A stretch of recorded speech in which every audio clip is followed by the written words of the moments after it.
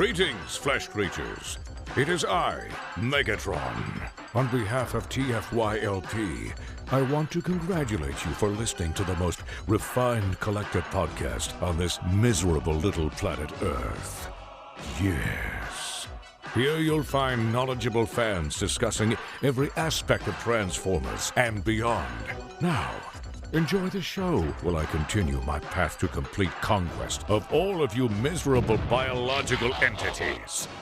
Predacons, terrorize!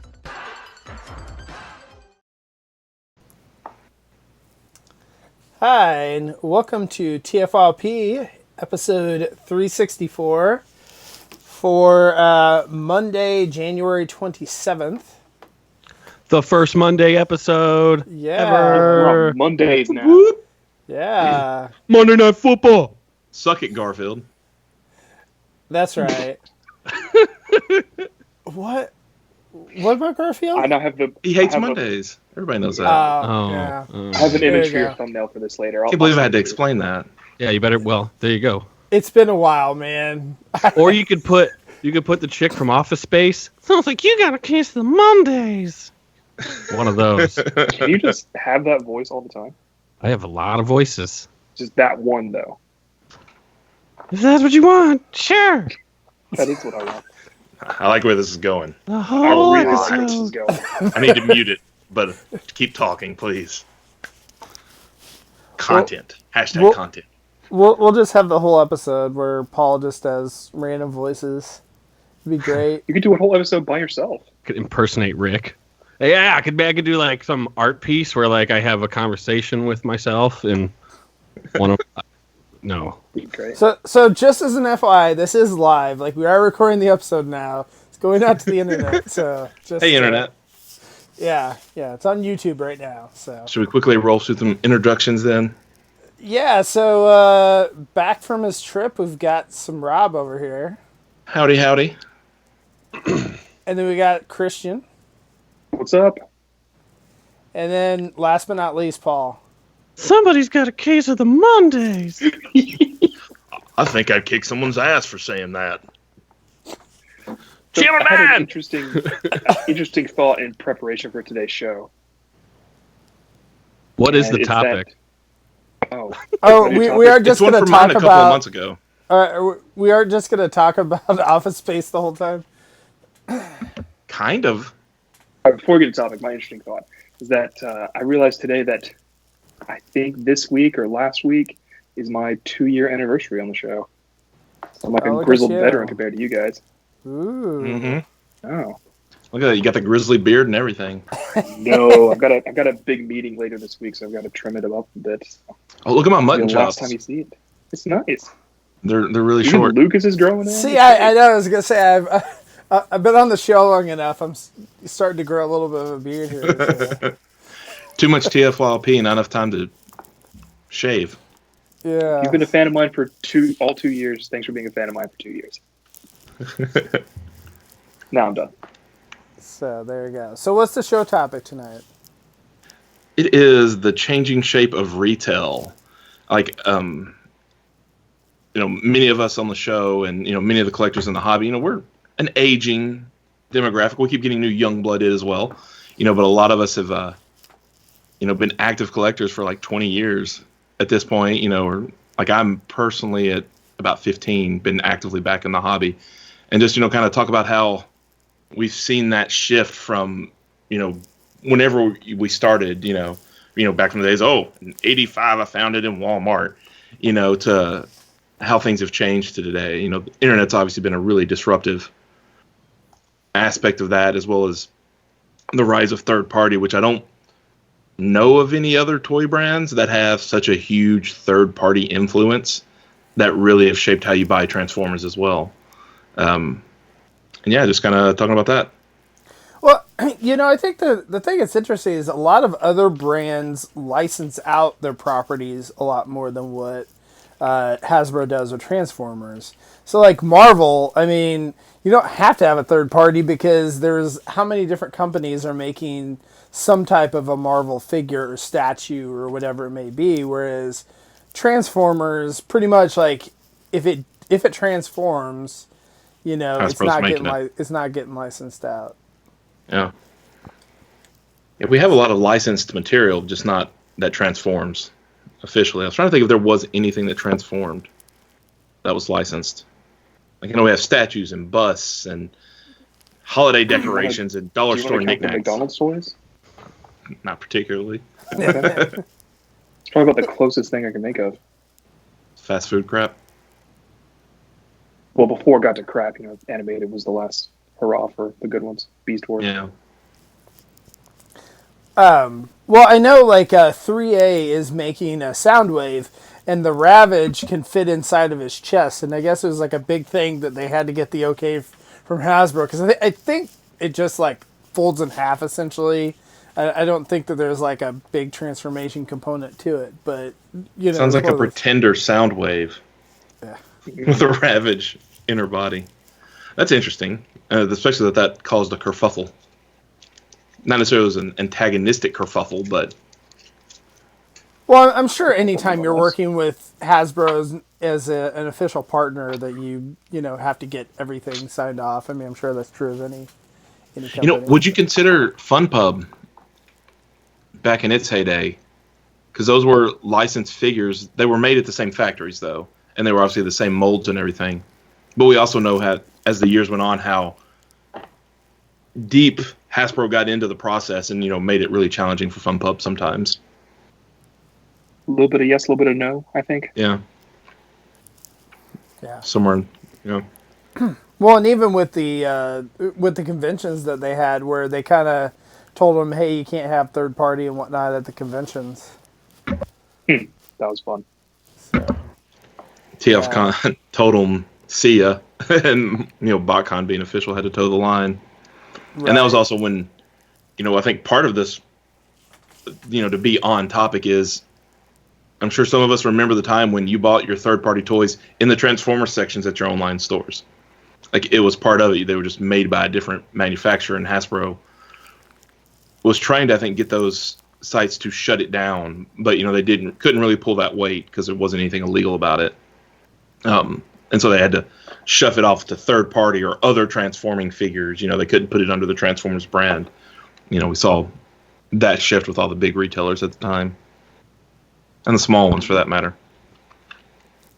Well, I'm a little surprised that Hasbro hasn't tried to pull more weight and say, hey, if you're going to sell this, I don't know that you can sell our other, figures. Because, I mean, there's some stores that probably sell a lot of third party, but I'd be curious, like a Big Bad Toy Store. I mean, as much product as they go through of just regular Hasbro product, I'm curious what their percentage of third party compared to, official is. I get the feeling Big Bad would be the biggest target for that, just because most other stores we think of pretty much specialize in third party.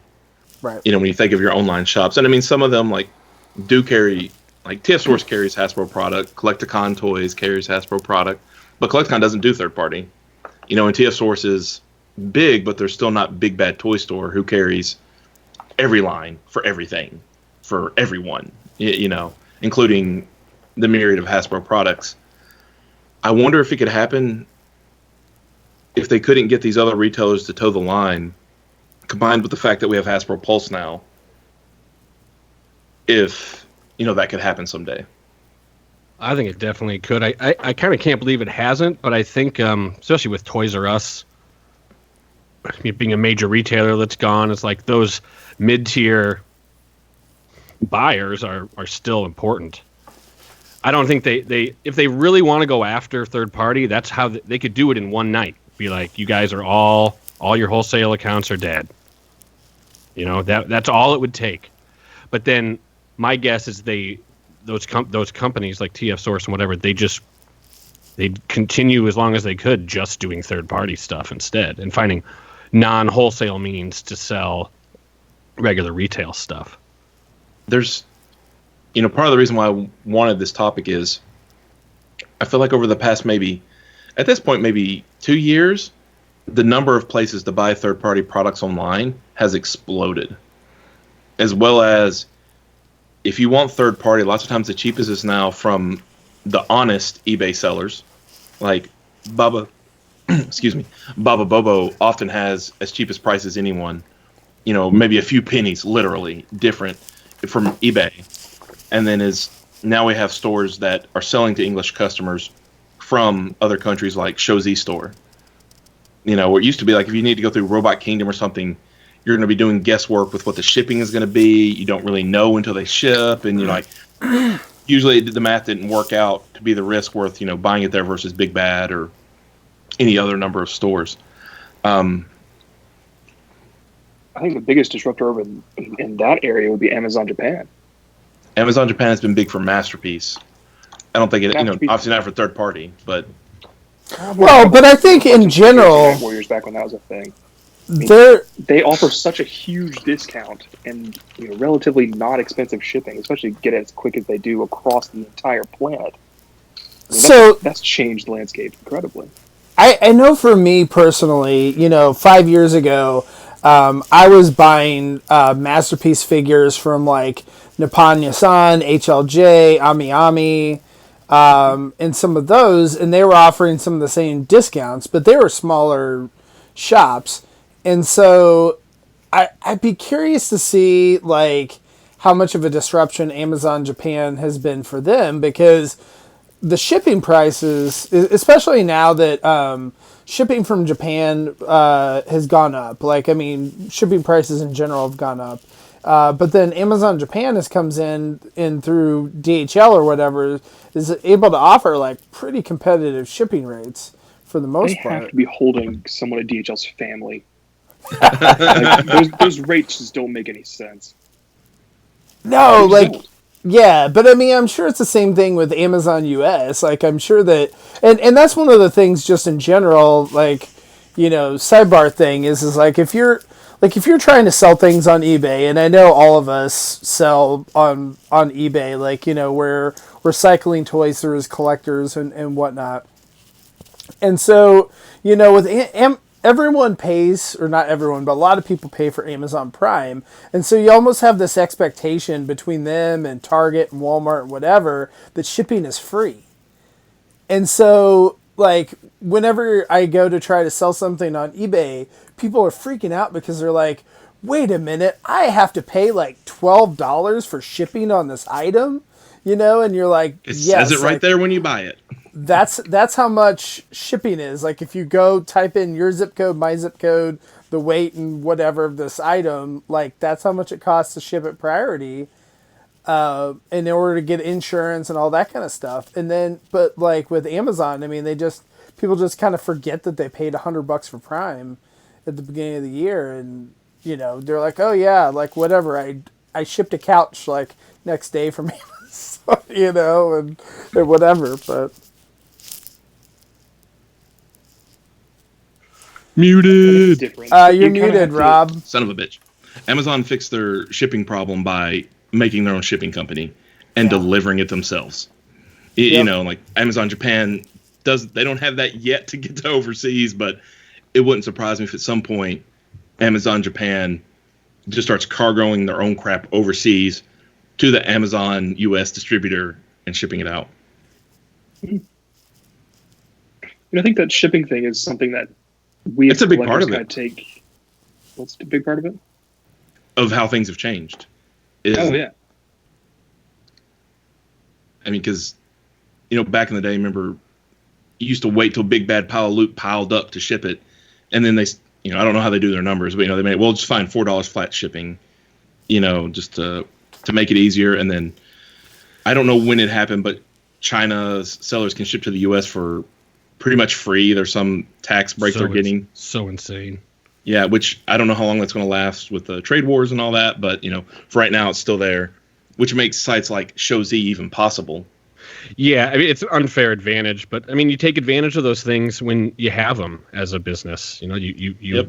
The reason Amazon has insane shipping, can do Prime, is because they made an amazing deal with UPS in the United States. They always have their warehouses like next door to the UPS fulfillment center, like of a region, And if you sell stuff on Amazon, you actually can take advantage of those rates when you ship stuff to the warehouse.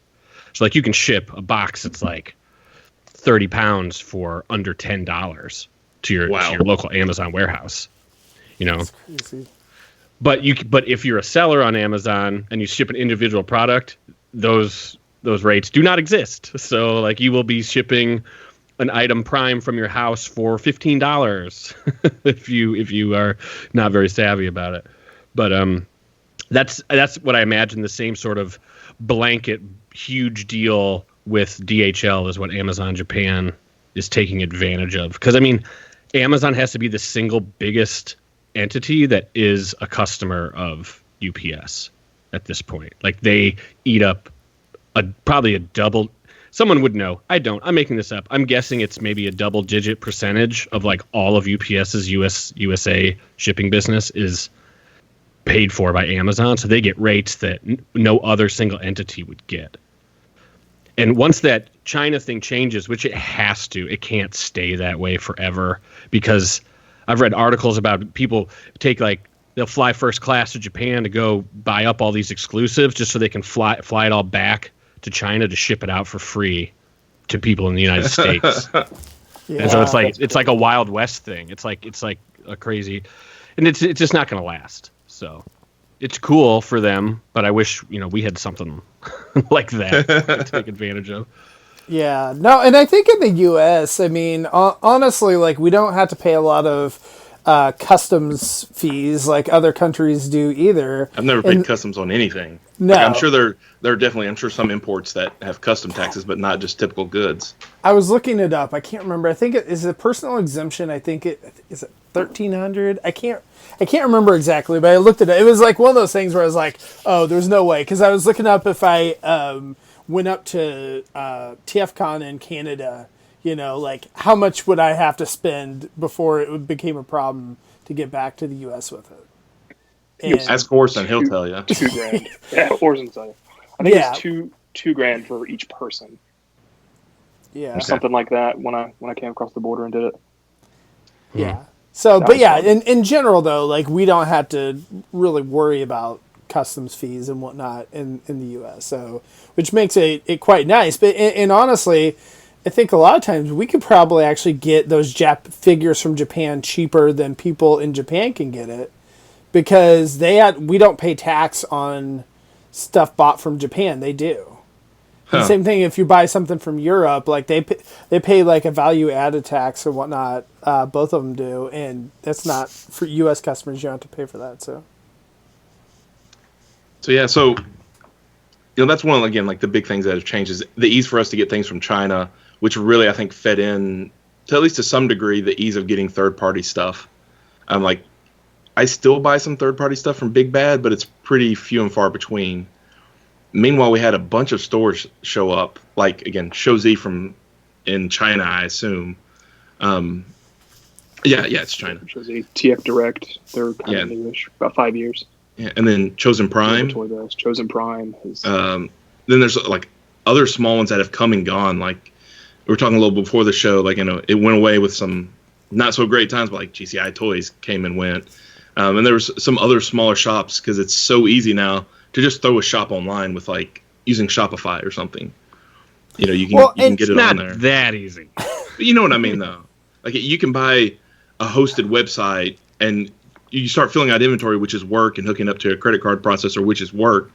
But it's not like you got to write software. It's like it takes 10% of the work it used to take like 5 years ago.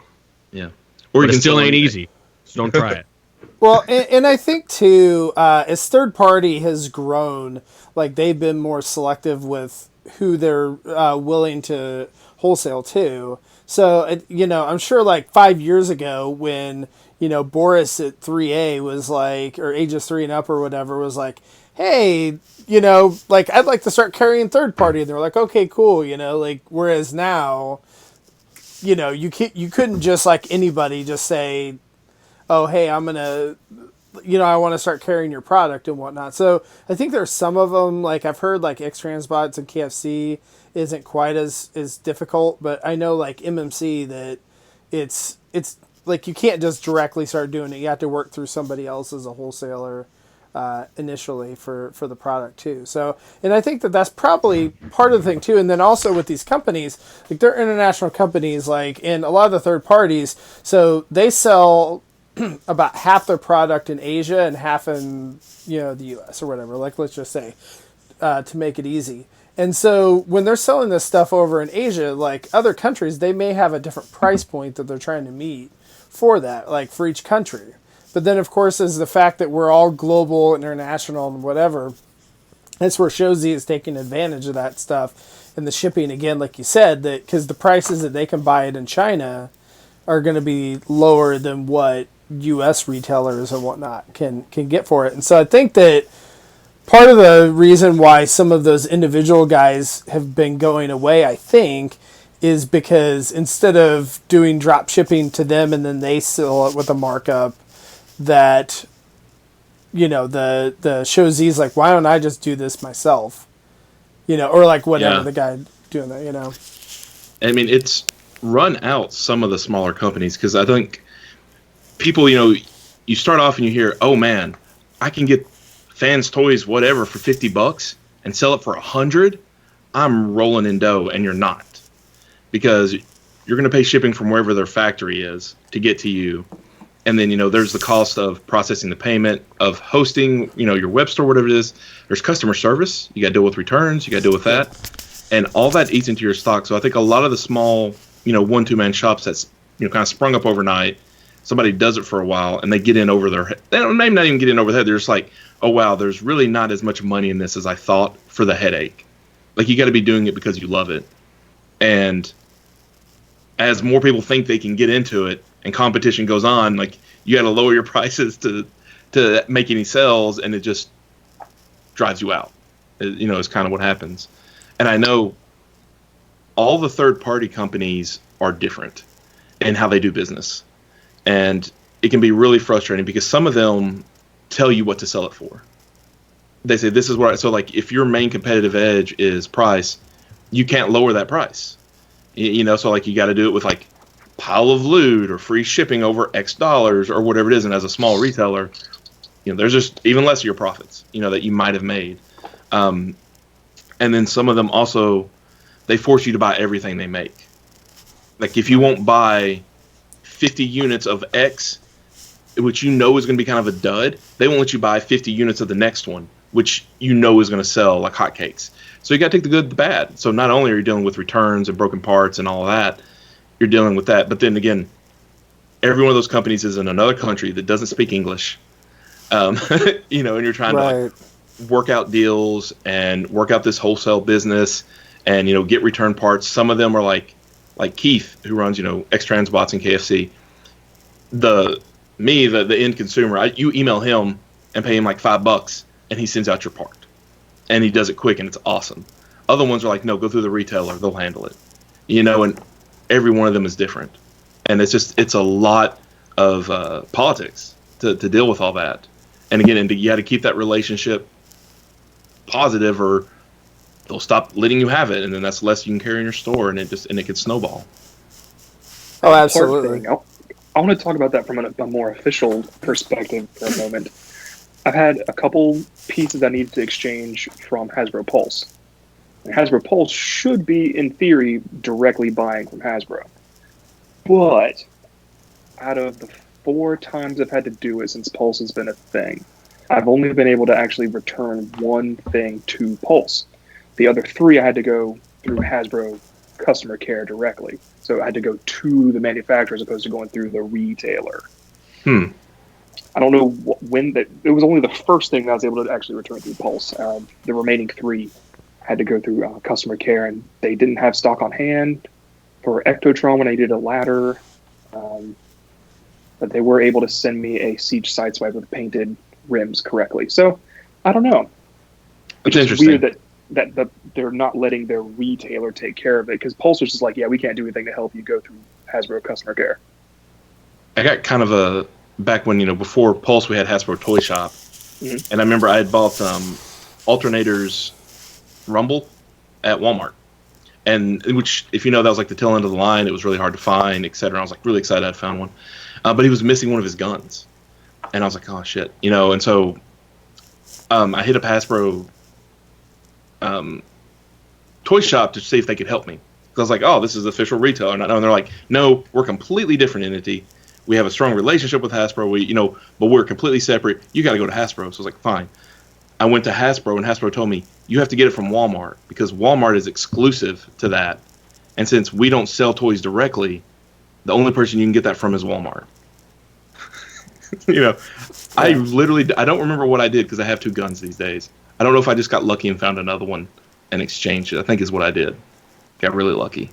But, it was interesting. Well, and I think that's the thing that's interesting with the parts in general for third party is, like, that's not a thing with, like, official figures, like, if your Masterpiece figure... You're screwed. Right, yeah, exactly. You gotta go to the retailer and hope they have a stock. Well, or the retailer is screwed, right? Like, yeah. I mean, it's not like, the retailer just magically is like, oh, yes, why we have a whole bin full of, parts for these MPs or whatever. I mean, I remember that a few years ago where TF Source had a table full of, like, figures that they had picked parts out of.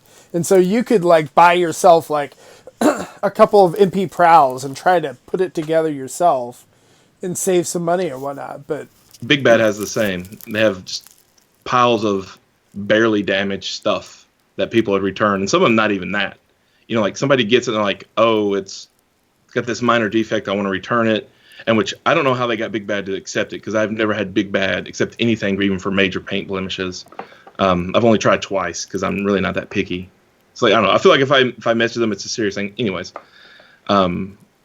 yeah, I don't know if they eat it or if they get a refund from the retailer itself or some sort of discount or what. I don't know how that works. Or if they're just chances are they just eat it. That's my guess. Yeah, I'm sure it's some part of that profit margin shrinking. You just consider it spoilage. It sucks, though. Yeah, and so sorry. What were we going to say, Christian? I was going to talk about our general knowledge of shipping and how that's unusual. Shipping and all these procedures we've been talking about. Because if you ask anybody else in the general population, no one knows what we're talking about.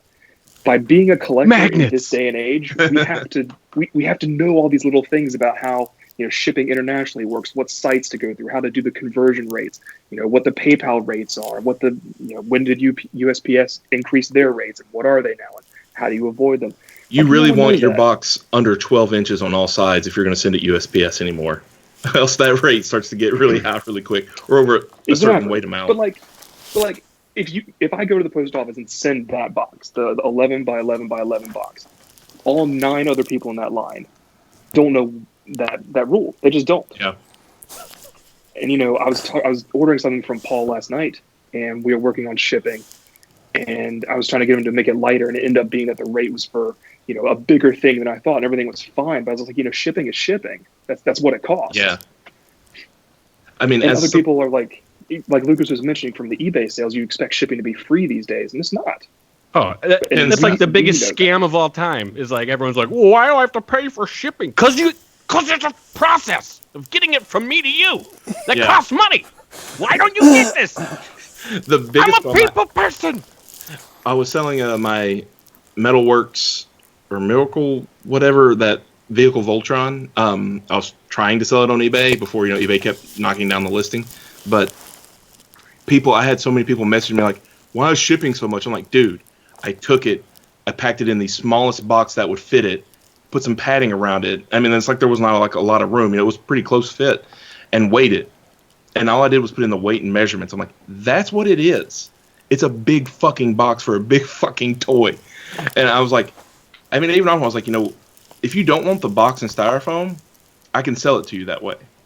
I can put the toys individually, the little, because Vehicle Farm's like 20 little parts, and put them in there and wrap them and send you the paperwork, and that'll save you a lot of money. But, they're not interested in that. Well, why don't you just ship it for free? Because it's like $40 to send that thing to California. It's not my fault.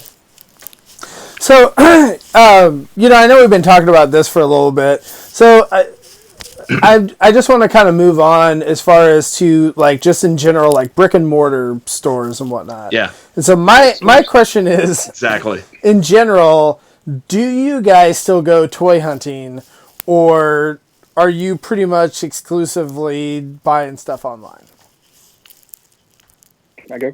Yeah. Sure. I go toy hunting approximately every 3 months when BotBots has a new wave, because that's the best way to find the right packs you need to not get as many doubles. I'm sorely tempted to get a bunch from Amazon right now because the multi-packs for Series 4 are not out in the wild. I don't know why. But other than that, no, I don't toy hunt in the stores anymore.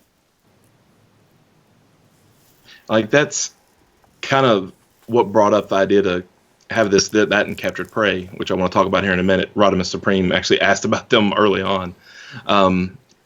When I started off, I used to toy hunt all the time back in like 05. And then like when me and my wife, when we were dating, and then after we got married, like we would go on toy hunts together. Not that she really bought too much. She bought a few things, or collected a few things at the time. But, then we do grocery shopping, and it became to, on our weekly grocery shopping or whatever, we'd go out and do it. And then we got married, whatever, and I eventually just stopped going to the store. And now I don't want to go to the store. I can pre-order everything from Hasbro Pulse or Amazon or Big Bad for the same cost I would pay in the store. And up until this year, I used to do it tax-free, so it was actually cheaper. And because most of those have some like free shipping deal, you know what I mean? Which, it was just, it didn't make sense. And now I got to where I don't want to toy hunt. And then plus so much what I collect is third-party and Masterpiece, which I'm not going to find in a store anyways. I don't think you're going to find anything you want in a store nowadays.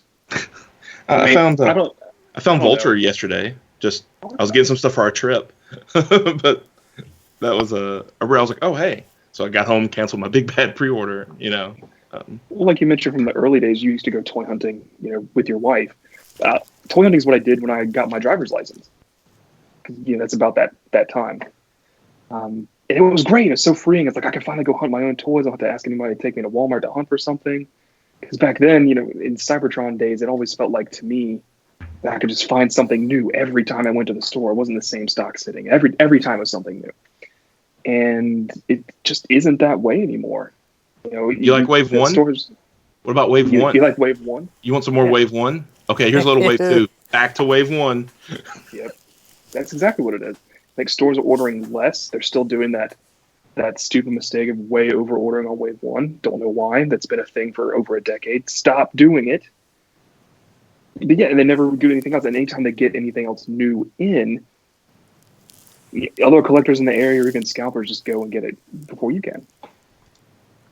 I don't think scalping is as big a problem as anyone thinks it is, but I guess it depends on where you are. When it's a problem, it's a big problem. The rest of the time, it's not really a problem, if that makes sense. But I've noticed, like, Target, Walmart, and whatnot, is a lot of times they'll get in a very small shipment initially of these figures, and if you're on it, like, if you see the sighting of whatever wave it is, and you hit enough targets, like, you can find this stuff.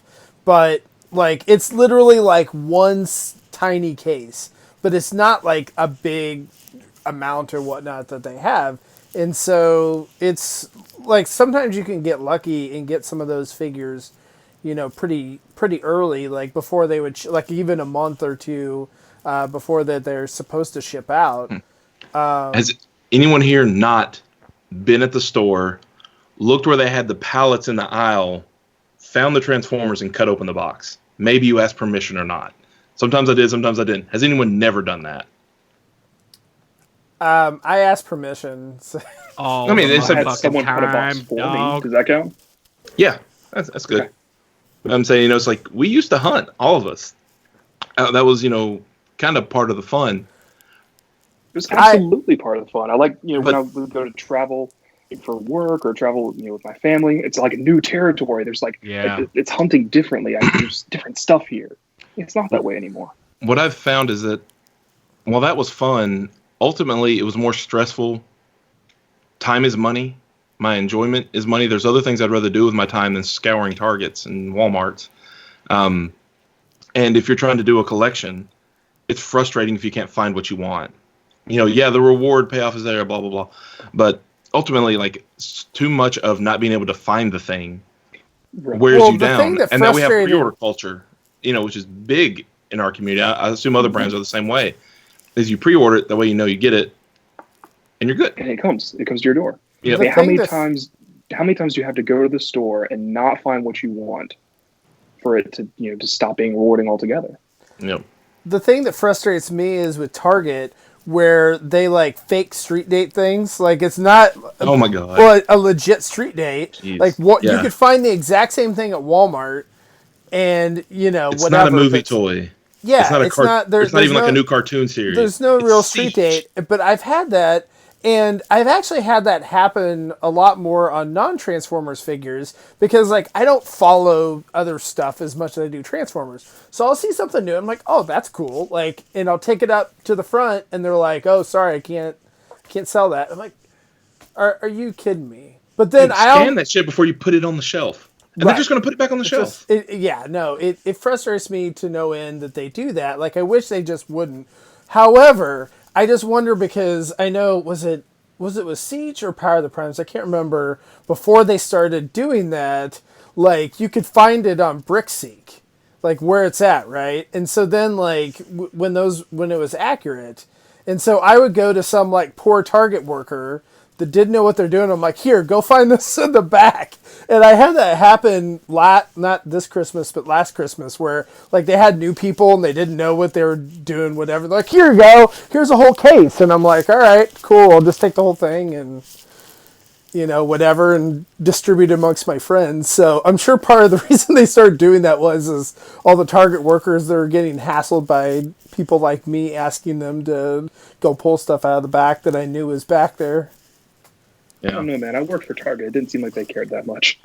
Oh, they probably don't care that.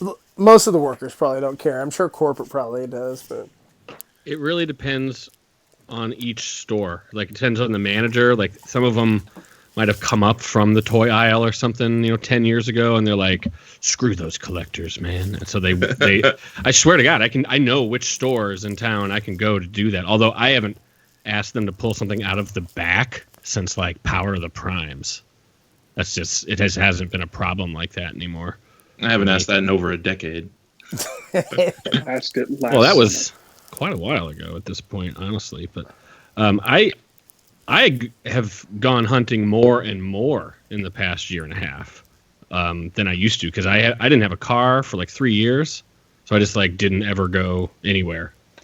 Like as far as, and it was very, very specific reasons to go shopping at certain places. But once I got a car again, though, the freedom of that kind of allowed me to unabashedly do whatever I want. So I've gone a lot of hunting recently. I don't miss it. But, you have other reasons for your look, too. Like, you're not buying just for your collection, kind of changes that perspective as well. Like, I see it as I got a bunch. I mean, you work during the day, and then evenings spend some family time. You do podcasts. You play some video games, write some code, whatever. It's just, I don't have time for it. I don't miss it. I kind of wish I did. But what I love now are vintage shops. And we talked about that with Randy back on Outsmart Wallet like a month ago or two ago. Those have been popping up recently, and those I love hunting at. Those are a lot of fun. Because, it's not like new product. I'm like, why wouldn't you just sell me this, Mr. Guy that makes this product? Why don't you want my money? This is different. This is vintage stuff that isn't always on eBay, or maybe I don't want to pay the eBay price, or maybe I just want to see it in hand. It's like the dealer room floor. It's a lot different experience, and that is a lot more fun than hunting at Target to me. Depends if you're looking for Mandos, though. That's going to be out in March, and I bet there's like 18 million of them when March hits and that figure officially comes out. Not the carbonized one, my friend. Oh, I mean, I don't know a lot about That's it. Star Wars. Sorry, everybody listening. We've traveled to the dark side quick. Yeah. So, Paul, since you've been out hunting so much in the past year, or past however long you've had a car, how is it different than when you would hunt, before last time you were able to hunt? What's the landscape like? Let's see, what has changed? Well, BrickSeek, I almost abandoned. I know you can actually pay like for a subscription to BrickSeek and get like notifications I know a few people that do that, and I guess that actually makes the whole system work a lot better. So you know exactly which stores have what, but that's still just a guide, because just because a store has 7 inventory of this item doesn't mean it's out on the floor, or that it's even in the back. You have no idea where it is in the store, and no one else does, because when a super rare item is out, like a carbonized Mando, sometimes people are very vested in that work there and know where they like. We need to hide these or something so that we don't sell them all to one person. It's like anti-scalper sort of mentality. So they'll put them in the electronics section, or they'll like trickle them out. I mean, I've seen a lot of weird stuff, and it's all been happening here in Chicago at different stores. So that's kind of crazy. I mean, I feel like if you really want to find something and you have the time, you can find it. You just have to plan it out. You're like, okay, it takes me, no matter what, it's going to take me about 20 minutes per store. Then the travel time in between, and then you kind of can make a path. That's the best part now is mobile. Just having a mobile device and being able to use some of the tools that are out there can really help you find the things you're looking for. And then let's mention big cities like Chicago. That is nothing like where I live. Right. Like I have a Target and Walmart. If I go another 20, 30 minutes away from this city, I get to another town that has another Target and Walmart. And I don't live in like a tiny podunk town, but it's a suburb with a lot of people. We all commute that, or not, I don't, but commute that 20, 30 minutes to that bigger place to work.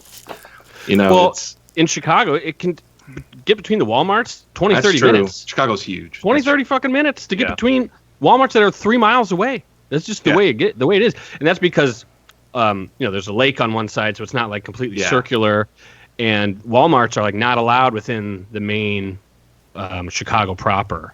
There's 2 that are actually in the city limits in Cook County. The rest of them are pushed out to the suburbs essentially, so they're really hard to get to. But Target is a different story. Yeah.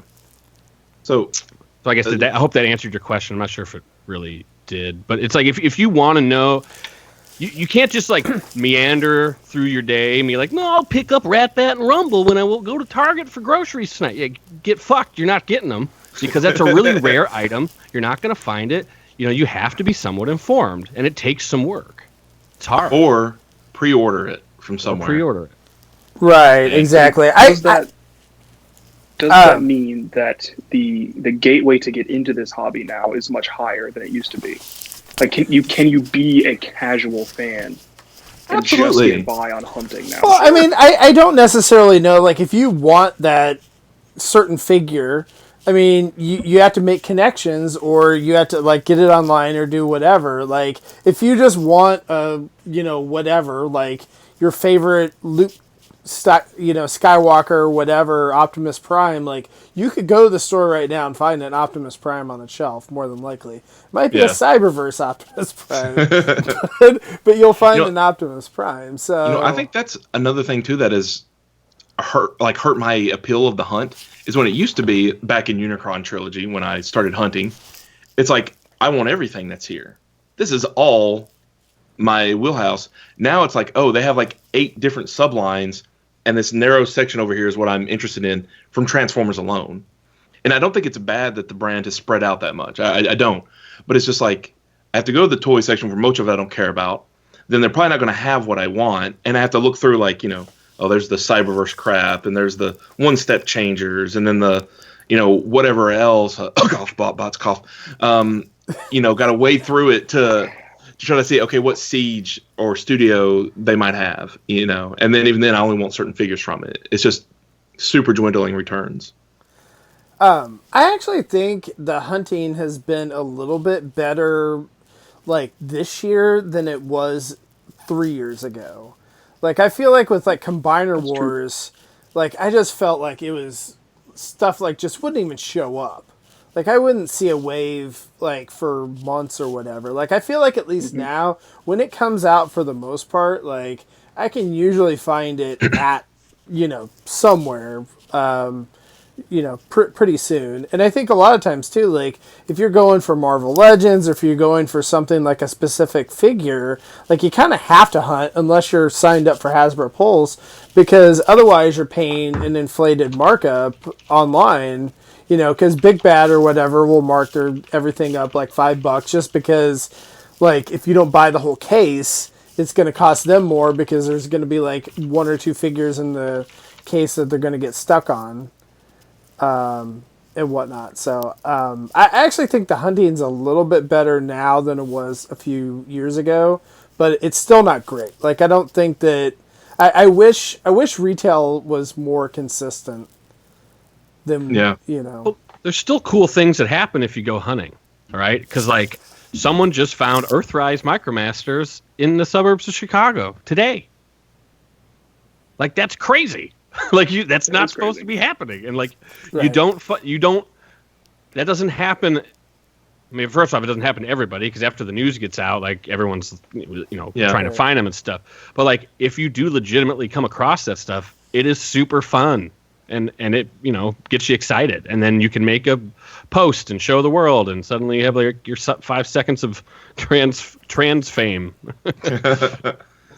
So one thing I did want to talk about before, we run out of time here was Captured Prey. We had somebody asking about it in chat, and that's obviously one of the things is also that kind of like made me think about how things have changed, because Captured Prey was, I feel, kind of like a staple of one of the online stores. Like, they've been around since I started getting into it or whatever, and he just recently shut down his online store, and it's hibernating at the moment, you could say. I don't think, if you see Orson at a show, you can go up and talk to him, he'll talk to you about it. But part of the change was definitely that, Capture Prey used to have the best price pretty much always. It was guaranteed. It might only be a couple bucks cheaper except for the things that were price locked.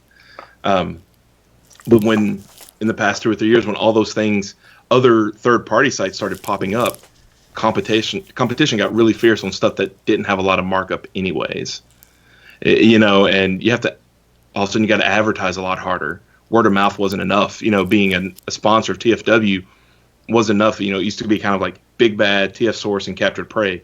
Those were the three I bought from. There were a couple others, like, Ages 3 and Up, and other ones I'm blanking on right now, but I didn't buy from them. I could get everything I needed from those three stores. And then it got to where, even though, I'm good friends with Orson, but I just started buying from Show Z or just from eBay directly from somebody in China. It really just changed my buying habits. And, I used to buy all the official stuff from Big Bad, but then I started buying it from Pulse, and I just stopped buying most of it altogether. But it's really changed to where, we've lost Captured Prey, permanently or for the time being. I don't know. Nobody does. We'll see what happens. But I don't know, I just find that really interesting that we saw this big explosion of stuff, and then something that had been around that long kind of got choked out from it. Well, and I think just in general, like what you talked about before about the figures, like we had to buy the crappy figures in addition to the good figures. Yeah. I mean, I know, even looking at like Captured Prey, like the stock that they'd have at shows and whatnot, that they'd have just all this stuff that was like, several years old. And like, if you don't immediately sell your stuff out, I mean, it depends on the figure. Like, there's some stuff where it sells well and it's good, and some stuff goes up afterwards, but then there's other, there's plenty of stinkers out there too. And then you just kind of have to absorb that cost. I mean, it's all about, cost of goods sold and everything too. So, and Captured Prey was a one-man show. I mean, like, he had a lot of help. Like, I know, Christian has, been a helper at shows several times for Orson. I've done it a few times. Many of our other friends have helped here and there at parts, but it was a one-man show. And, it was just all that came together. Of course, with the TFCon Canada kerfuffle, which, the short version for any of our listeners who don't know, just the brief version, Orson used a shipper, or I can't remember what the word is, courier? Broker, that's it, thank you, to take stuff up to Canada like he's done many years in a row. Went up there, had the show, came back, and all of a sudden at the border, they wouldn't let him bring his stock back through, and said, "Oh, the broker didn't properly inventory this. We don't know what this stuff is, et cetera, et cetera." Big headache. It got stuck in there, which was a lot of stock again, which wasn't the sole reason that Captured Prey had to take a break. It's currently on hiatus, but it it sure, went ahead and kicked that can on down the hill that it was kind of already rolling towards, I believe. It's just, for people thinking of starting their own store and going to shows and whatever, it's like something as simple as that. Ruined. Don't do it. Yeah, it's a rough life. If only we had somebody that had recently started up that could tell us about it. Don't do it. I don't know. I think what you guys haven't talked a lot about. Well, maybe there was. I missed. Sorry, I've been like half here. That's my fault. So I apologize to anyone. Just dealing with a few things while we're filming a live podcast. There's a ton of sellers out there that you might not even know exist because they're on Amazon, and they're huge. They're bigger than like any rinky-dink Transformer store you might be able to think of. These people are on Amazon, and they have if they have 100 reviews, that means they've sold 10,000, made 10,000 orders. I mean, probably more like 25,000. But yep. I see users with 60,000 reviews, and I'm like, what? That person has sold millions of products, and I'm competing with them to sell a deluxe Sideswipe. What is going on here? So do not underestimate the impact that Amazon has had on every retailer that exists, not just the Transformer people. It's funny how that's such a, with eBay, who you're buying from. I mean, and Amazon shows you too, but you don't connect it as much. It's just like the post office thing. You got to know how to use the system that you're dealing with. But Amazon makes it so all you got to do is click buy Prime, one click. That's most people. That's why people pay more for stuff when they don't need to.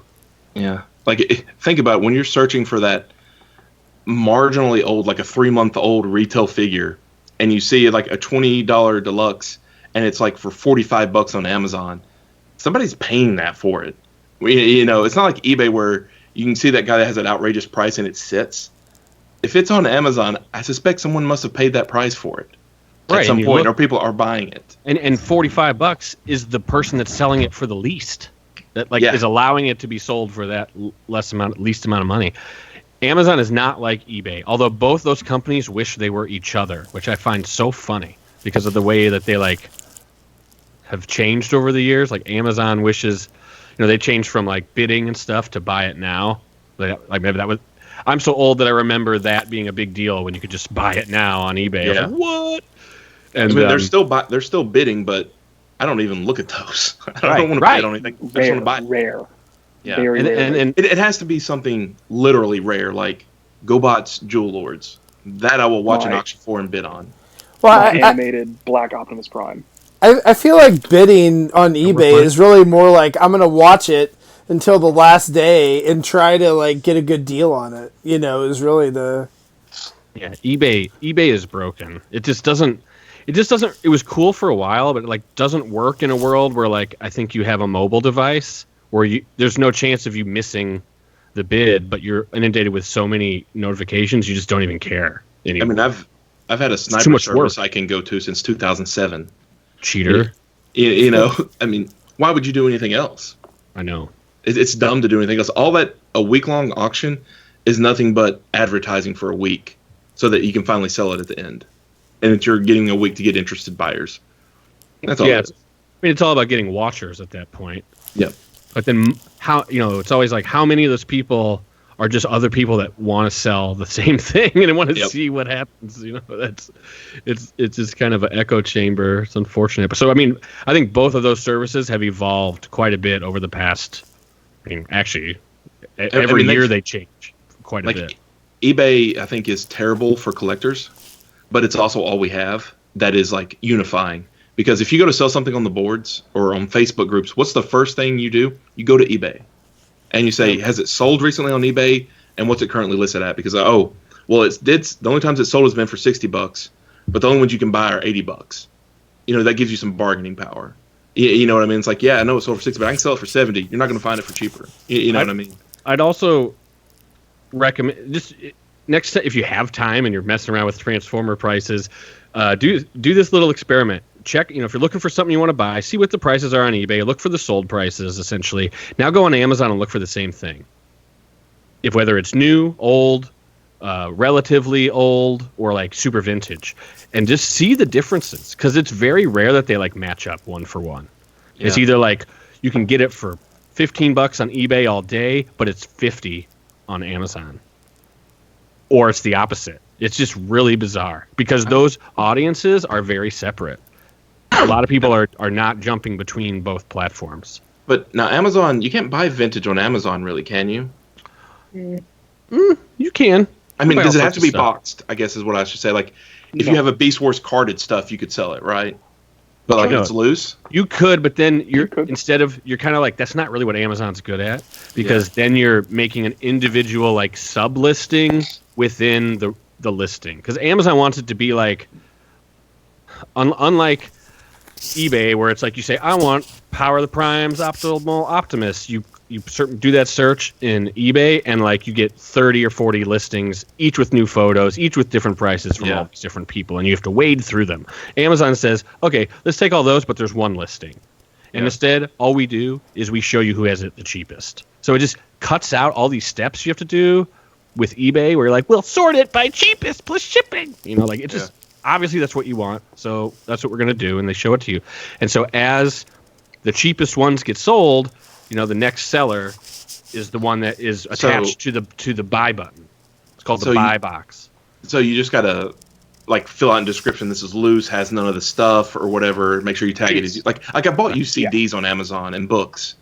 It's rare that you find like used toys that way. Yeah. You can do it. I have done it. I've never heard of that. Things are either new or they're collectible.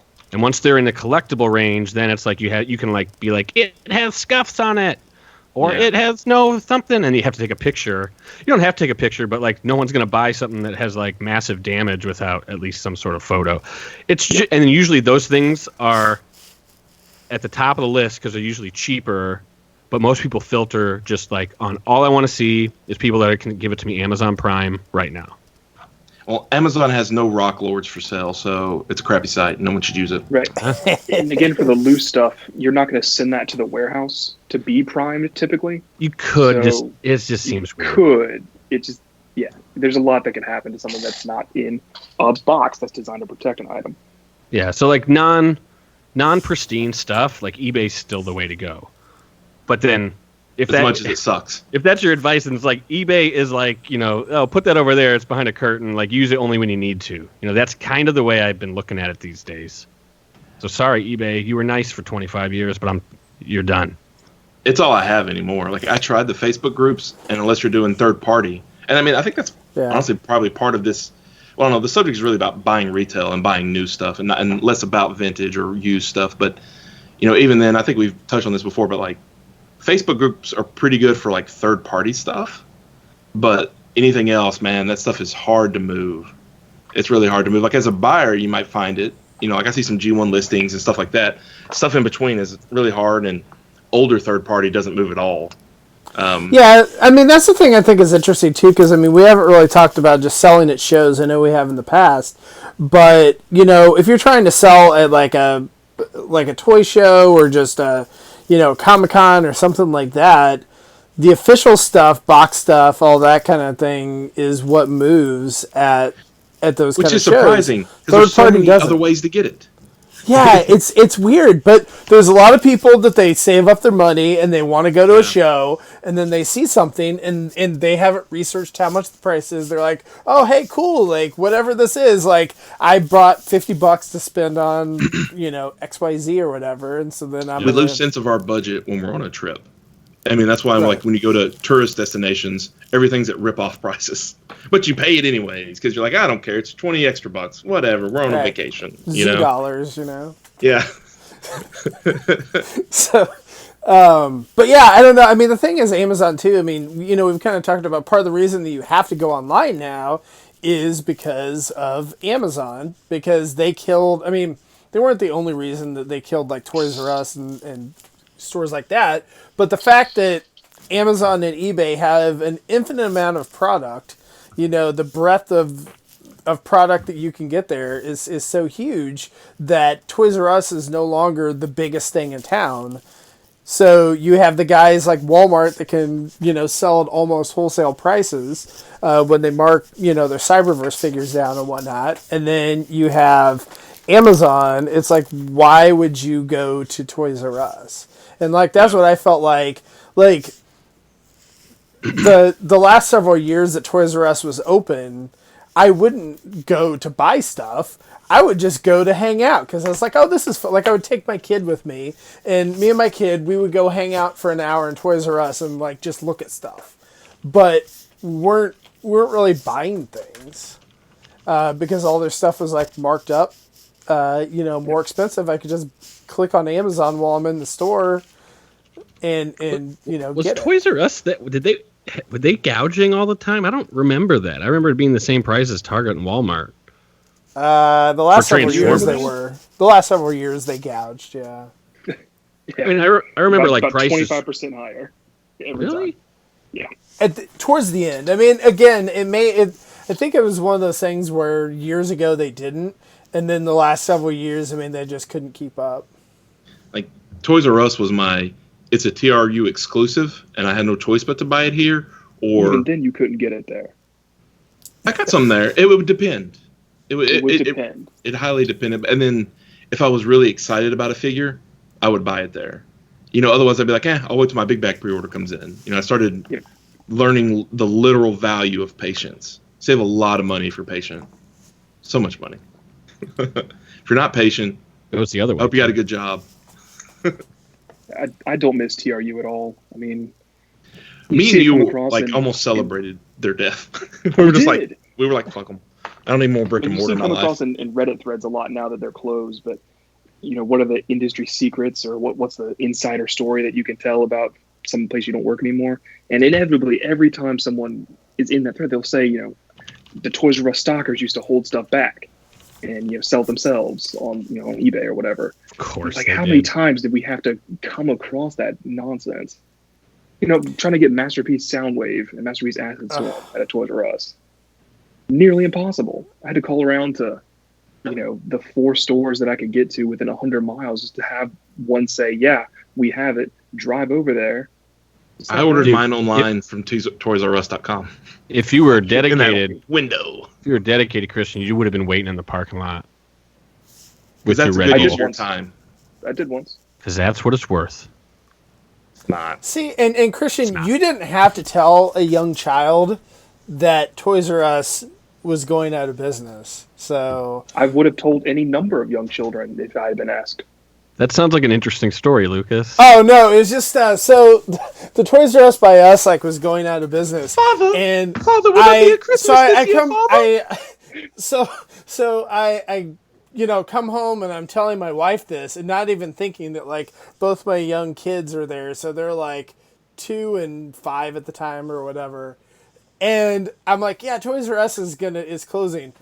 And they just drop to the floor and they're like, no, just start crying their eyes out. So I'm sorry, children. Someone has taken Toys R Us and strangled them and stabbed them in their eyes and then disemboweled them. Fun fact, it was Mitt Romney. Knew it. That's a true story. Really? Yes, it was his private equity firm that did it. Oh, wow. Hey, whose? Wait, what? Mitt Romney's. Yeah. It totally was. Nice. Yeah, that's Mitt Romney's private equity firm that did it. I don't miss Toys R Us, other than that, I tended to find stuff there at the one in Chicago when I would go. It was more expensive? I don't remember it being more expensive. It was a couple bucks more. Adds up. Sure it does. I don't buy. I don't know. I was looking for, who knows. My memory is not that they were worthy of complaining about, but and it wasn't a $10 figure is $20 there. It's just a $12 figure would be $13 or $14 there. Yeah, you know what I mean? $10 figure would be $15 there.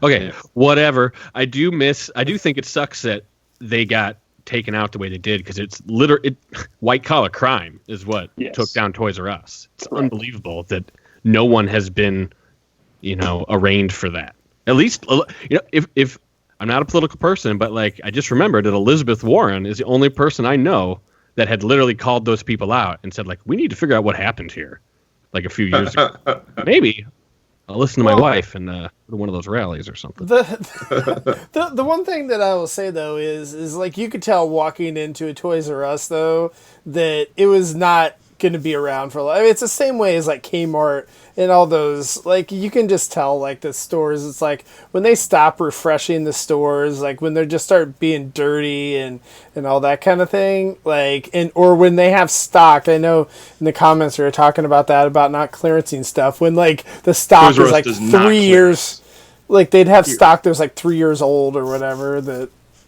you know. Mine still had Beast Machine's Night Screen for full price sitting on the shelves. Nice. Would it even I'm scan kidding, at that point? And a lot of Beast Machines cheaters just waiting for Don. Was it, what you're saying, Lucas? Was that like at the end, near the end? Was that when it was already in the death throes, or was it always like that? Because I could imagine, like once they couldn't catch up with the debt, you know, that was reassigned. It was for me, it was when they got bought by that private equity firm. Well, maybe that's what it was. They were profitable. Yeah. They were a profitable company. They were going to do a big reset that Rick has talked about a few times, you know, and it never happened. Yeah, maybe that's the case. You know, I don't know. And again, I guess like companies like Best Buy, like I feel like they've kind of come back a little bit, whereas like they were looking really bad like a couple years ago, and they're doing a little better now. But Best Buy can burn in a fire, but that's a different topic. Yeah, I don't know about you guys, but like between October and like January, I just could not step foot into a Toys R Us. Maybe it's because I am not a fan of kids or parents of kids. Oh, you just mean like in the holiday difficult season? when the police don't let you in, Christian. I know it's. It was always so crowded, and there was never enough people checking out, and I could never find the stuff I wanted. And even if I did, it was too expensive. I did not go to Toys R Us. I think you had a shitty Toys R Us for what it's worth. All of the ones in North Carolina. How is that different than like Walmart and Target and whatnot? Because they have the Walmart and self-checkout Target lanes. stuff. Well, they didn't 2 years and I or can a go few in the years dead ago. of night. Yeah, okay. All right. I'll give Kids you aren't out that. at midnight. I'll give when the I'll give you cops that. aren't there. The cops might be there. I don't know. Sorry, I know you're not on any list, Christian, but Oh, nice boy. He got the clean slate program. It wiped his slate clean. Clean as a clean slate. It's just, yeah. I'm not I'm not big on crowds, basically. Like Toys R Us during holiday season was a no-go, no matter what. Dude, I tell you, I was going to say, that's one great thing about online shopping now is that the stores aren't as busy. Like, you can go during Christmas time, and it's not horrible anymore. Like, I still try to go at night, but yeah, generally, yeah, that's true. Like, the one thing that has really reignited my passion for my hatred for the hunt is NECA's Ninja Turtle toys in Targets. Those things are impossible to find anymore. You can't buy them online. They're supposedly gonna have to buy them online coming soon, in theory. It's just, makes me so glad I have other options now. Yeah, I mean this. My wife actually found them, and I was able to get 3 sets of Bebop and Rocksteady and send the other 2 to friends. But you know, it was amazing that she found them. So, in theory, they're trying to make distribution better, and again, make it where you can buy it online. But it's just like, oh my god, I feel like I stepped back 10 years trying to deal with this shit. You know, it's definitely a problem. I don't know if like they just aren't making enough, or it's trickling out slow, or what. But well, it's because NECA has that one little area in the store, and it's not official Target stock, and it's again which they're trying to fix. But some guy comes in once a week and puts out the stock, and he's going to have like a case, and that's it. You know, and the case has 3 sets in it, so there's going to be like 2 to 3. Maybe he's got 2 cases, so like 2 to 3 sets are going to go out, and that's it. You know, if you got more than a 1-horse town, it's sold. 1 horse. Yeah, 1-horse town. Amanda that's my wife, got really lucky. She was there doing some, grocery shopping or whatever, and was like, "Hey, I found that thing you wanted." I was like, "Buy them all. I got buddies." I didn't scalp them, being honest. I got friends. I mean, that's pretty amazing that your wife will like go and pick out the figures that like she knows the figures you actually want and will actually go pick them up. That's nice. That's not like a ritual thing. It's when I'm hard up for something, then we talk about it. It happens maybe once or twice a year. I'm like, hey, if you see this, let me know. And she's like, send me the name. She's like, send me pictures. Is it on a shelf? Is it on a card? Is it in a box? I need to know what I'm looking for here. That's and then she'll look into incredible. it. Yeah.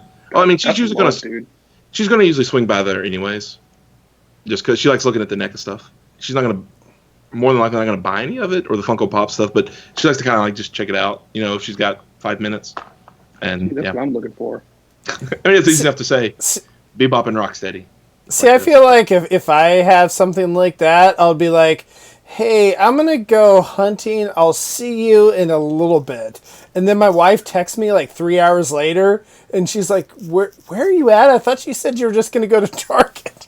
It was like, I'm still at Target. It just so happens to be 2 hours away. So I didn't tell you which ones. yeah, I didn't say which ones they were. And of course, like, my wife's not going out to do my toy hunting for me. It's when she's there and it's convenient. That's still amazing to me. I don't know. My wife would have no idea. If you sent her a picture, she could figure it out. I mean, come on. I mean, I make it easy. It's like, go look at the Transformers, and if you see that thing, buy it for me. Okay. So what you're saying is, Rob, is like, you just like make whatever you want, like the wallpaper on your phone or something. It's like, here, honey. It's on your phone. You can't miss it. Yeah. It's on your lock screen or whatever. Yeah. Everyone in my immediate family has done that for me. It's my mom, my dad, and my sister have all hunted for me before. And I'm very grateful that they did that.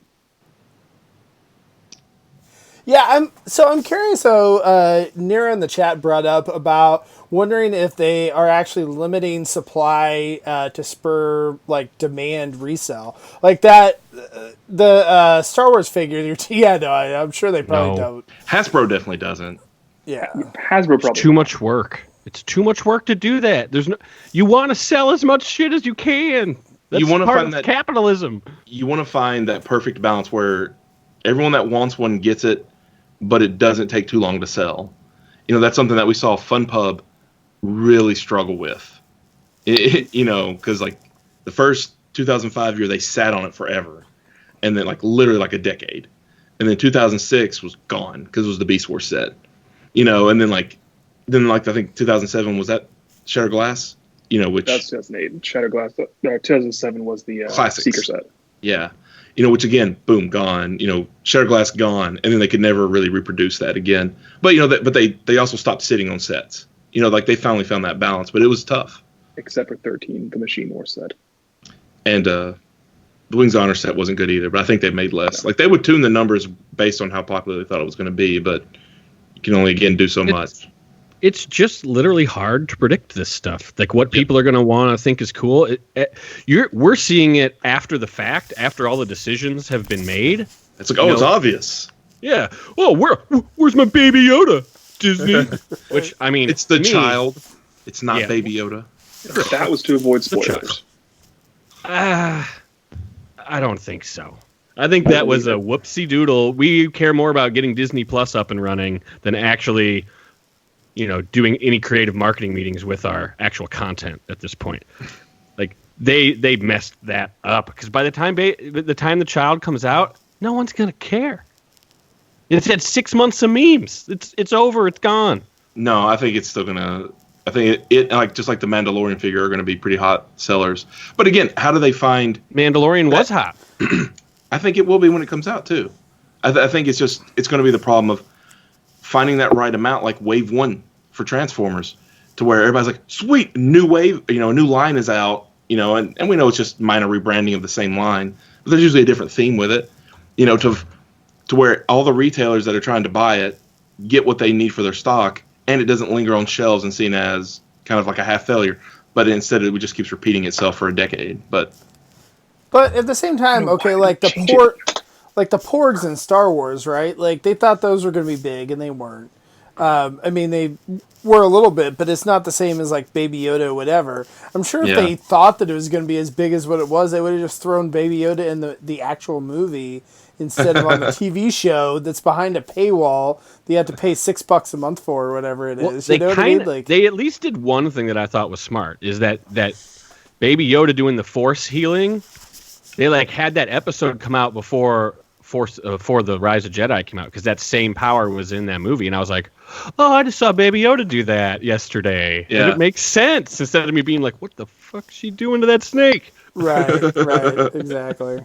So there was like at least a little bit of, concerted effort there. Yeah. I guess my point is just that it's easy to make a call in retrospect. It is not up front, because they have to make the call on the toys like a year ahead of time. Yeah. You don't get a lot of time. That's one of the things, again, that the armchair businessmen that annoys me. When I see people that have been doing it for a decade, like Orson and Captured Prey, they're like, oh man, there's so much markup here. You can make so much money. It's like, you really can't. Like, it's not a lavish lifestyle being a retailer of a shop, or they're like, oh, third party's totally going to make this add-on kit or whatever. And it's like, are you going to do it? Are you going to set the money to design that and get it produced and get it ran? And like, oh, you're not? like these things don't happen for free. And there's a lot of internet warriors that are, I'll totally buy that. And you say, cool, here's the bill. And they go silent every single time. Like, it's happened so much that I can understand people that are either young or new to the community that, feel that way or whatever. But like people that have been in for 10 years, it just surprises me. They're like, man, how many times have we done this song and dance? We know how it ends. Like it's not going to go anywhere. There's no guarantee you're going to get that add-on set you want. Hasbro's not dumb for not making more of this. Just, they can't predict the future. If it was your money, would you take that risk? Because it's somebody's money. So here's my question too. I'm really curious, like with Hasbro now that they have Hasbro Pulse, and I realize they had Hasbro Toy Shop, but I really think that with the Hasbro Pulse stuff and where they gave everybody essentially like a free year for the first year, how much did that disrupt things themselves? Because like you don't see a lot of like video games, for example, like Sony, I know for the longest time, or in Microsoft and whatnot, didn't want to sell digitally because they were worried about, pissing off the retailers. And so Hasbro, I mean, the fact that they are selling this stuff at retail price, they're allowing you to pre-order and all that for cheaper than, some of the retailers and whatnot. I'm curious how much that's disrupted things. I think it's Can I speak on that? Please. Oh, yeah, sure. In here. So I don't think it's a secret. I have been selling toys for a little while. I kind of made a little shop. We don't need to mention it, but I didn't realize that Hasbro Toy Shop had been down for like 2-3 months, and during that time, I saw massive increase. I'm like, "Woo! Is this gonna work? I'm doing good." I go to Toy Fair last year, and I'm at the nice little event where they're showing everything, and this dude I've never seen walks out, and we had heard about the words Hasbro Pulse, right? What I thought it was just going to be, they've used that phrase before. There was an app for a while. It was that blog. Yeah. I thought it was just going to be like, oh, it's going to be some new, they're going to rebrand it again. I didn't know it was going to be like the new Hasbro Toy Shop. And then I remember standing in the front row like, oh, fuck. Like when they showed that. And it dawned on me that my increase was because there was no official source to buy stuff. And so people were looking for things, and Hasbro wasn't showing up first. And I happened to catch a few searches, and people were pre-ordering stuff with me. And then suddenly, mid-February, that all stopped. Because now you could do it at the source, the place you would expect to be able to do it. And so I actually applaud Hasbro though for doing this, because I think I'm like, why, if you're a manufacturer, why are you not taking advantage of the fact that you are the manufacturer? Make it easy for people to buy your stuff. That's what you want. Pulse is so easy to buy stuff from. It's hard to track my orders later, but it's really easy it's not absolutely perfect, but it's great. They're doing everything they did, I was like, oh man, I thought I was smart, but you guys are just as smart as me. Damn. And so they I think they did a really great job, and I think they've done very well with Pulse. I mean, and it hurt me. It hurt me a lot. I saw it immediately, and I know it's happened to other people. If it makes you feel better, like I'm not gonna re-up my premium. Like I use it because it comes for free. But like otherwise, I'll just get it from Big Bad at pretty much the same price and ship it with my pile of loot, or get it on Amazon, with free shipping, because we have Prime, things like that.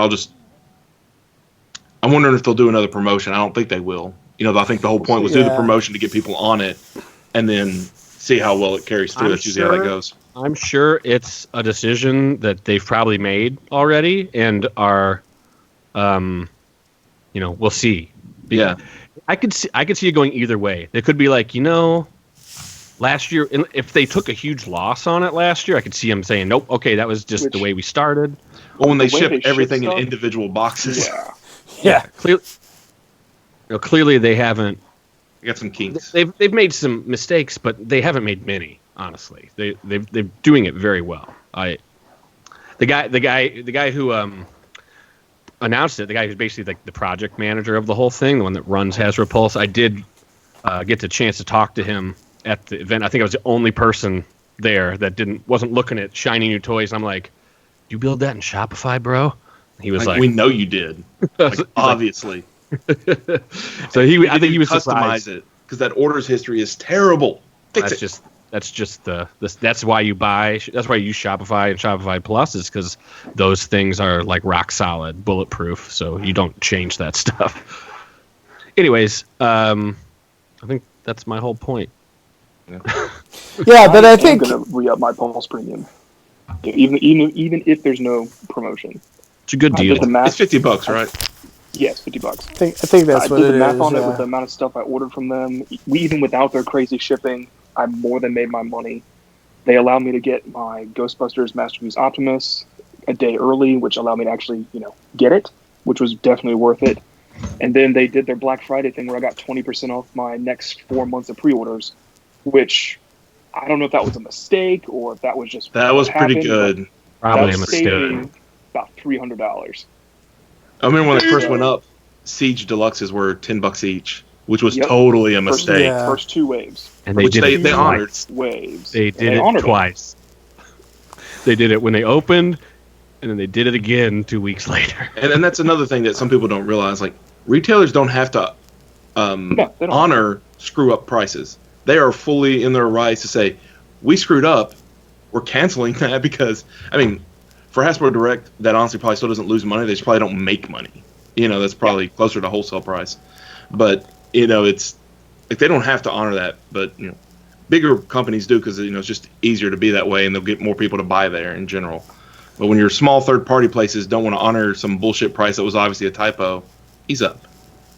I do wish Pulse would carry these smaller size classes, first bots, of course, but they don't carry they'll do pre-orders for Micromasters, and they don't carry Battle Masters. So I wish they would do that so I could just get everything in one place, but I don't necessarily... They probably lose money because they're shipping that out like FedEx individually boxed or whatever for each individual, just quit doing that. For each toy or whatever. Silly. So yeah, how many of us have had stuff surprisingly canceled by Amazon? Like months in advance, months and months before it's supposed to be released, and they just cancel it for you. Apparently, I've gotten lucky and it hasn't hit me yet. Yeah, I've literally had pretty much everything canceled by Amazon one way or another. I've tried it where I ordered it first thing, and they're like, oh, you've had this pre-order too long. Like, we're going to cancel this. And then I've had it where on the opposite thing where they're like, we took too many orders. And so since you were later, since you waited or whatever, we're going to cancel your order too. So I'm sorry, we're dumb. We had a case of the Monday. But that's what I don't understand. Like Amazon, how can they just not call up Hasbro and be like, "We want more"? Like, I don't understand. Like I would think Walmart because those or orders Amazon are sent in so early. Yeah, but like it's Amazon. Then the manufacturing is sent off, and Amazon probably makes one purchase order per wave. Yeah, and then they sell through it, and it's gone.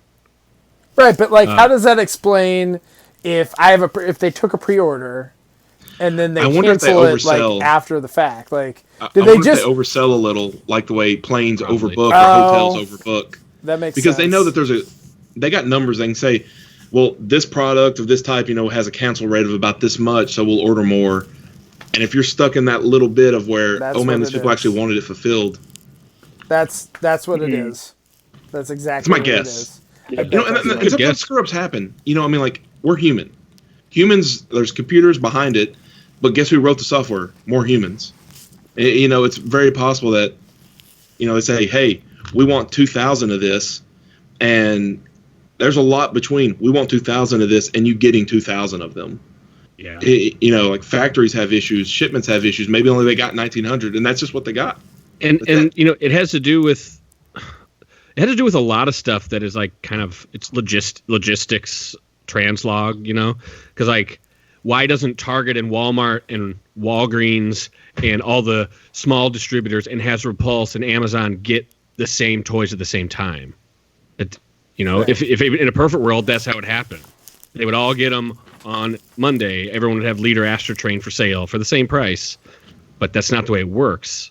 Hasbro Pulse might get it first, or Amazon does, or the small retailers get it, or Target gets it, or Walmart, or it never shows up.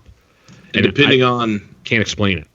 And depending on where you are, getting it first can mean, like, especially if you're a small retailer, Oh, yeah. not getting it first, you see your cancellations come in, which is going to screw you over more, and which makes it even tougher. You got to have some windfall to balance that out. Well, you guys have given me at least something to think of, because what I was hearing is that you guys are having problems with pre-orders getting canceled, and like part of my I'm not. They are. Well, it happens at least, and part of my mantra that I find is like it's almost like guaranteed pre-orders. Like I've never missed one. I've never had someone not get what they ordered, and that should be like part of my marketing. Yeah, I mean, no, that for me, I think I don't know if I'm going to go with Pulse again or not. It just depends on what they announce at Toy Fair. Well, they're going to announce. Okay, so just if we didn't have any news recently, but like they're going to have these new G.I. Joe toys, right? Right. This year, and they're going to have They got the Ghostbusters license. That I'm excited about. So there's going to be at least, like last year, they were like, we got Overwatch and stuff like that. This year, like, we got Power Rangers. Yeah, and Power Rangers was a big one. Now, this year, it's going to be Ghostbusters and what the other one? Just G.I. Joe is back. So like, there's gonna. My guess is that they're going to have a lot. They're gonna go all the way with Pulse this year and be like, first wave available now at this link, like they've done the past few years. So there's going to be a wild. It's going to be a wild time on Hasbro Pulse on February 22nd. I think that we might see Marvel Legends style Ghostbusters and G.I. Joes in that same scale, just like they did for Power Rangers and Overwatch. Yep. More than likely. Yeah. So, yeah, we'll have to do a show on that. Oh, yeah. Toy Fair will be fun. When is that? Late Feb? Yeah. It's the weekend after Valentine's Day. Usually it hits right on Valentine's Day, but it's the one after. I will be going. So, like 22nd. Nice. Oh, we're going to have live from the field. No, you're not going to have live anything, but I would definitely live from the field. I would do a live like recap when I get back to the hotel or something. If we did that last year with you, I think we could do it again. Yeah. Did we?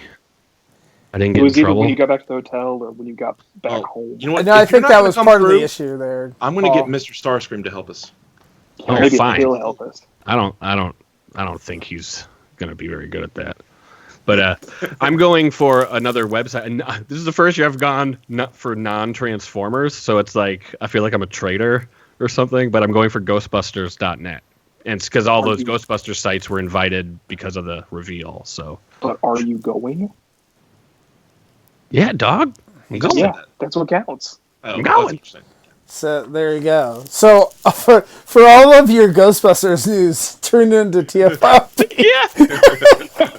Well, that's the thing is like I don't think the Ghostbusters stuff is going to take long to cover, so I can easily hit the Transformers stuff and everything else. Unicron will be there. You know, I'm sure they're going to show Devastator, the final 2 bits, and hopefully like all the new Studio Series stuff would be cool to see. But, cool. Yeah, it'll be fun. So, All right. Well, with that, do we have any final thoughts before we wrap up? I think that Rob? covered everything. Well, one thing I wanted to say was that Rob touched on was the vintage shop retailers. I feel like they're popping up everywhere. Ever since we talked to the dude from Nerd Out, Randy, I just feel like they are all over the place. So I started it's cool. looking and realized they were there. And someone in the chat had a while back too that like, if you're hardcore, like hit up your local flea markets and your local trade shows and your general like comic cons that you have just in your area or the nearest town, bigger town near you. And you kind of be surprised what's there. I was like, in go ahead. My in-laws are in Ohio, so at Christmas we drove up and back like we do every Christmas. And we were on the way back. I was like, you know what? I want to see if there's any toy stores along the route. And there were. Like, there was one in Cincinnati near my in-laws' house. So we went there, and it was awesome. And then on the way back through Kentucky, there was another store that was like 5 minutes off of our route that I went to. And it was a very crammed experience, but the owner was super nice, and it was a lot of digging, and it was fun. And they had so much stuff, of all kinds of different things. But it was it's just, they're there. Like, if you like to vintage hunt, just check out for vintage toys on whatever route you're going, and you'll be surprised what you might find. Yeah, I was in Sheboygan, Wisconsin this weekend, and we were going to go to brunch, and we had to wait 20 minutes. And I'm like, there's a weird-looking sign up there. I went up the street to the store. Oh, my God, I've never been in such a big toy store. And it was called Freak Toys with a Z at the end of toys. So I was like, this name sucks. But the store was so amazing. I would recommend, if I ever, it's like a good Dairy Con, like, stop on the way. It sounds like a place you can buy your GIMP masks and ball gags. Right. But it had tons of vintage, all sorts of vintage video game stuff, like board games, literally something for everyone. It had a big section for everybody. Yeah, and you know why I think that is like, other than Christian, a lot of our cast is in 40-ish, give or take, late 30s or whatever. Like, people have a little money to start up shops now, and I think, and they're doing it. And then plus, collector is so huge. The collector culture is so huge right now. Used to be, superhero movies were kind of a more niche thing. You got a Batman and a Superman, and that was it. And then you got a Spider-Man. Now it's huge. It's all this big multimedia event. San Diego Comic-Con is insane, and it's a different world. Will it still be there in 30 years, 40 years? Probably not the same. It'll be something. Yeah, this is like it's a renaissance. It's an antique shop for our generation. Yep. Pretty sure I said that on the show. I've never heard it said that way. I guess I missed that show, but yeah, that makes a lot of sense. Yeah. Yeah. Final thoughts. Just kind of. It's just interesting to see to me how went from toy hunts to neat, third party's big now, but you got to pre-order that, and to now it's like, I don't need a toy anymore. I'll just pre-order everything. And then I'm like, wait, where do I pre-order for the best price? Because now there's so much competition, because again, eBay and ShowZ, which are more at the source, and then you get, all the little stores. And then it's like some of the medium-sized stores are getting choked out between the big dogs like Big Bad, the people that can undercut the crap out of you like ShowZ, and then, some of the newer ones that have kind of rose up the ranks like Chosen Prime is pretty huge these days through a lot of heavy marketing and supporting of TFCon and things of that nature. It's just, it's interesting to me how it's changed and how, I pretty much, and I think general retail has a bit of that no matter what you're buying because of Amazon's influence. We still go to Target, but we also have Target comes to us sometimes, or Walmart does pickups where we can buy and pick it up. You can place your order ahead of time. I want to get one tomorrow. Yeah. It's just a lot of things have changed, and it's nowhere near like it was, back in Cybertron, the Unicron trilogy days where you got 40 figures a year maybe, and you had to go to the store to buy them all. It's gone. Those days don't exist anymore. Yeah, I just think it's crazy that now you can order something online and just have it to your door in like a couple days. It's honestly sometimes easier to order something from Japan sometimes, and it can get there quicker to you than if you order something in the U.S. sometimes, just depending on what it is. That's definitely the case. which is just nuts to me. So, like, just the global. I think that's really the biggest change I've seen over the last few years is just the global likeness of retail and whatnot. And that may not be the same in 2 years, 3 years. Yeah. Oh, yeah. Some of those shipping partnerships and the tax discounts in China's, those go away. Right. That's shows E no longer has a leg up. eBay sellers no longer have a leg up. You're back to Big Bad, and some of your mid-tier, options you used to have that could be a little cheaper are no longer there. They've been squeezed out at this point. Well, and I think, again, a lot of those online retailers, like, you'd mentioned about Chosen Prime and whatnot. I mean, I think a lot of it is that, you develop a relationship with them and they help you out, again, with the parts and their service and things like that, and even capture prey before they, were gone. I think that's the difference with some of those guys compared to, whoever. If they can keep it, like Big Bad used to be known for how good its customer service was. But again, I've had no luck out of them the past few times, unless something was straight up broken. If it's straight up broken, that wasn't a problem. But every retailer will do that. They're good about that. So Big Bad, even then, was still more of a headache. They no longer have that personal touch. I don't think they have in years. Yeah. So. Yeah. I mean, and they're bigger too. But I mean, I've had pretty good luck with them, but. For the most part, but I don't know. I'm also not reaching them out for everything to say, oh, I've got a small, paint chip here, so I need to return this and whatnot. Yeah. So, but, yeah. So, thanks for everyone joining and participating in the chat. I know we've had quite a few people here, so thank you very much. Monday night crowd. Woo! Yeah, a little Monday night crowd. So we're probably going to switch back and forth between pre-records and live. So we'll just kind of see, just depending on everybody's schedule. Part of the reason we switched it today is so that we can kind of have the option to do it Sunday or Monday. So, it was to get some cast members that have trouble making Sunday, so that we can work in a few more pre-records to get those members in a little more often. Yeah, no, like especially Don. I know people had mentioned, they're like, oh, where did Don go? Like, it's literally the time we were recording at on Sundays. Like, he was always working. So hopefully he can be on the show a little bit more, with that. But yeah. So, and if you like what we do, consider supporting us on Patreon. Patreon.com/TFYLP. $1. Little as $1, all, up to $25. So, and I guess that's it. See you tomorrow for Microcast. Oh, what else we got? Tomorrow we got Microcasters airing, and then Wednesday is going to be Ouch My Wallet, but it is going to be a pre-record because I have other obligations on this Wednesday. It's pretty rare, I know. Every request launch, man. What are you going to do? But there will be a show. It's just going to be a pre-record. Man, I tell you what. Doing what I can. So, hey, at least we're going to have a show this week, right? As opposed to last week. Hey, last week I was on a boat, motherfucker. Take a look at me. And the week before that, I tried to have a show.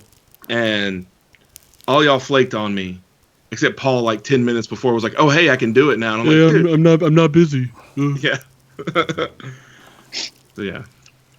So. Ouch. All right. Hashtag content on this Wednesday. So. Microcasters tomorrow at 8:30 Central, 9:30 Eastern. I think live on the Facebook TF Talk page, and I think we're doing Legends. Is that right, Christian? We're doing some manner of Legends. I don't have any Legends, so... I don't know. Whatever Anna decides to bring us, we told her she can, do whatever her thing this week. What counts as Legends these days? I don't know. I still remember talking about the Vulture Wave. Find out tomorrow on Microcast. Yeah, there you go. Whatever she brings to us. So, anyway. Cool. All right. Well, thanks, everyone. We'll catch you next week. Bye. Good night.